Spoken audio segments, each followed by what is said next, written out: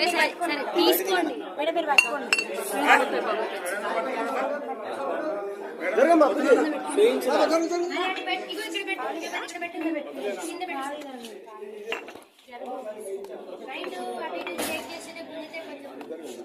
జరగమ్మా ఒకటే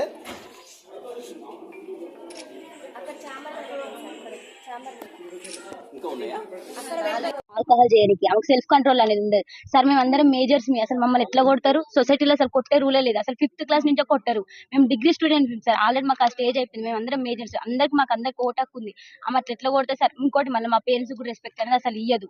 మా పేరెంట్స్ ఏం చేసి సార్ ఎట్లా పడితే అట్లా మాట్లాడతారు సార్. అసలు మా మేడంకి అసలు సెల్ఫ్ కంట్రోల్ అనేది లేదు సార్. మా మీద ఎగబడుతుంది అంటే నైట్ టైం ఆల్కహాల్ చేసాం, మా మీద ఎగబడి మమ్మల్ని ఏమైనా చేస్తే మా పేరెంట్స్ సార్ ఆ బాధ. మా పేరెంట్స్ తో కూడా కరెక్ట్ గా మాట్లాడారు సార్. అసలు మాకు కరెక్ట్ గా కమ్యూనికేషన్ అనేది ఉండదు సార్. మీరు ఆల్కహాల్ ఏసీటీ మేడం ఆమెకు బాగా సపోర్ట్ సార్. మేము నైటే పట్టుకున్నాం, అందుకనే ఇంత దాకా రావాల్సి వచ్చింది సార్. డిమాండ్స్ ఏందమ్మా?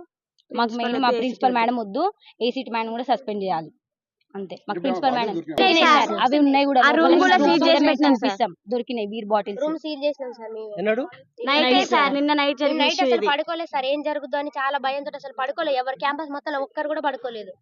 అందరం భయపడుతున్నాం సార్. నెక్స్ట్ ఏం జరుగుతుందో అని వాళ్ళ కొడుకు వచ్చి ఇక్కడ ఉన్నాడు సార్. అంటే వాళ్ళ కొడుకు వచ్చినప్పుడల్లా మేము చాలా అన్కంఫర్ట్ గా ఫీల్ అయినాం సార్. మేము అందరం ఆడపిల్లలేం సార్. షార్ట్స్ వేసుకుంటాం, ఇంకెట్లనే ఉంటాం సార్. మేము కాలేజ్ లో ఉంటున్నాం, హాస్టల్ అంటే కాలేజ్ టైం అయిపోయిన తర్వాత హాస్టల్. మేము అందరం డ్రెస్ చేంజ్ చేసుకుంటాం, కానీ మేము చాలా అన్కంఫర్ట్ గా ఫీల్ అయినాం సార్. వాళ్ళ కొడుకు వచ్చి 5 days 6 days 1 week వరకు ఉన్నారు సార్.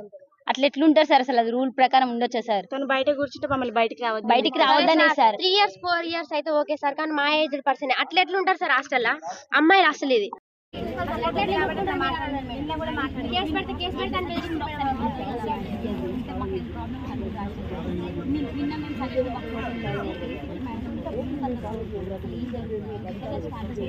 చాలా మంది రాశారు మేడం, చాలా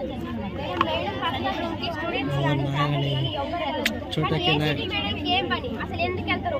మేడం పర్మిషన్ లేకుండా ఆమె ఆబ్సెన్స్ లో ఉన్నా అయినా కూడా అసలు అట్లా రూమ్ ఓపెన్ చేస్తారు.